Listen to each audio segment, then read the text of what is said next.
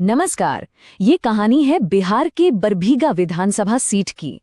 आज के इस एक्सप्लेनर में हम इस क्षेत्र की स्थिति का एक बेहद गहरा और डेटा पर आधारित विश्लेषण करने जा रहे हैं।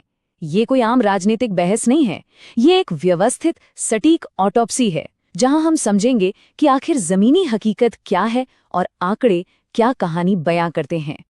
आज हमारी इस चर्चा का रोडमैप बहुत साफ है। हम शुरुआत करेंगे बरबीघा की नब्ज समझने से, फिर देखेंगे चुनावी संकेत, परिणामों का विश्लेषण, ऐतिहासिक पैटर्न, एक ठोस रणनीतिक ब्लूप्रिंट और आखिर में बात करेंगे कल के दृष्टिकोण की। तो चलिए शुरू करते हैं पहले हिस्से से, बरबीघा की नब्ज। शेखपुरा जिले की इस मिट्टी की सच्चाई क्या है?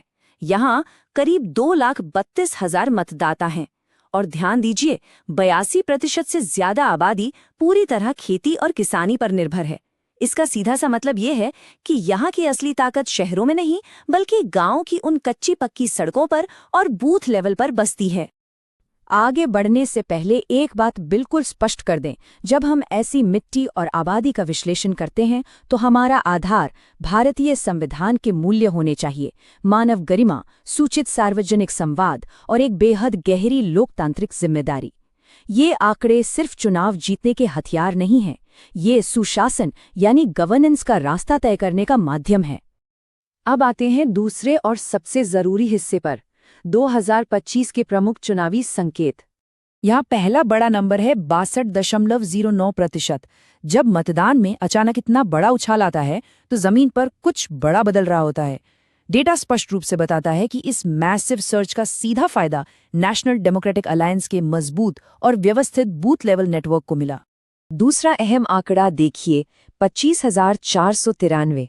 ये जनता दल यूनाइटेड के डॉक्टर कुमार पुष्पंजय की जीत का अंतर है। और ध्यान रहे, ये सिर्फ एक आम जीत नहीं है, ये महागठबंधन के संरचनात्मक ढांचे के पूरी तरह से बिखरने का, उनके स्ट्रक्चरल कोलैप्स का सबसे बड़ा प्रमाण है। जमीन पर उनका नेटवर्क इस वेव को झेल नहीं पाया।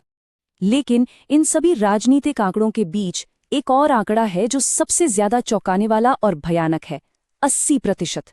NFHS 5 का डेटा चीख चीख कर कह रहा है कि इस क्षेत्र में 80% बच्चों में अनीमिया यानी खून की कमी है। और हैरानी की बात यह है कि पॉलिटिकल कैंपेन्स में इस भयानक सच को पूरी तरह अनदेखा कर दिया गया। ये मुद्दा बन ही नहीं पाया। तो आखिर हुआ क्या?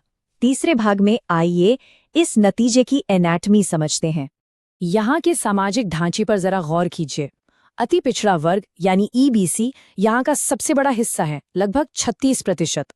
विपक्ष के पास यादव और मुस्लिम मतदाताओं का एक मजबूत मैथमेटिकल बेस जरूर था, लेकिन उनकी सबसे बड़ी विफलता ये रही कि वो इस विशाल 36% EBC बाहुल्य को अपने साथ जोड़ने में पूरी तरह फेल रहे। उनका मैथ यहीं आकर टूट गया।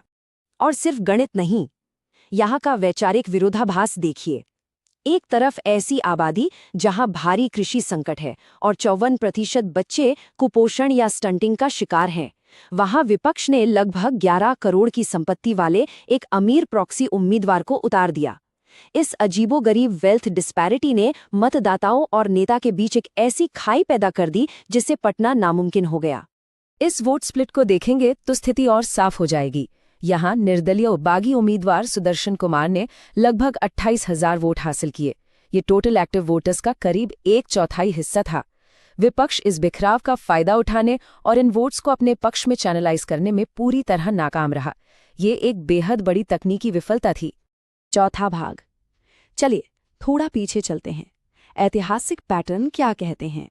पिछले 3 चुनावों की ट्रेजेक्टरी देखिए। 2020 में जीत का अंतर सिर्फ 113 वोट था, सिर्फ 113। एक बेहद नाजुक स्थिति थी। लेकिन 2025 आते आते इनकम्बेंट ने अपनी पकड़ इस कदर मजबूत की कि ये अंतर बढ़कर सीधे 25,493 हो गया। ये रातों रात नहीं होता। डेटा एक बहुत साफ ट्रेंड दिखाता है। इंडियन नेशनल कांग्रेस को बार बार ये कॉन्स्टिट्यूएंसी सौंपना दरअसल महागठबंधन की असली क्षमता को आर्टिफिशियली दबा देता है।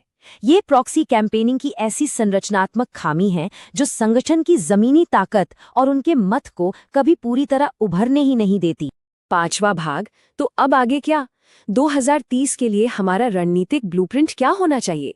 हवाई बातों से काम नहीं चलेगा। हमारी एनालिसिस एक कड़ी 48 महीने की रणनीति की मांग करती है, जिसे 4 फेजेस में बांटा गया है। फेज 1 में माइक्रो डेमोग्राफिक ऑडिटिंग से बुनियाद बनानी होगी। फेज 2 में मुद्दों पर आधारित नैरेटिव वॉरफेयर चलानी होगी। फेज 3 डायरेक्ट ग्राउंड एक्टिवेशन और फेज 4 पोलिंग के दिन का एक मिलिटरिस्टिक स्प्रिंट होगा। और इन 4 फेजेस के मुख्य मुद्दे क्या होंगे? एक नए नेतृत्व को इन सत्यापित जमीनी हकीकतों पर आक्रामक रूप से अटैक करना होगा। वो 54% बच्चों का स्टंटिंग डेटा, खेती के लिए पानी की भारी कमी, अटकी हुई पीडब्ल्यूडी की सड़क परियोजनाएं और भयंकर युवा बेरोजगारी। एंटी इनकम्बेंसी सिर्फ एक नारा नहीं हो सकता, इन ठोस हकीकतों पर आधारित होना चाहिए। छठा और आखिरी भाग, कल का दृष्टिकोण और एक जरूरी चेतावनी। आगे की कोई भी दिशा तय करने से पहले ये चर्चा बेहद जरूरी है।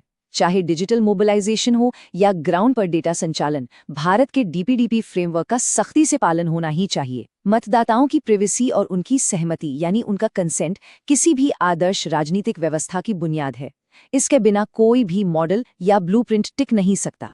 इस सारी एनालिसिस का आखिरी निचोड़ क्या है?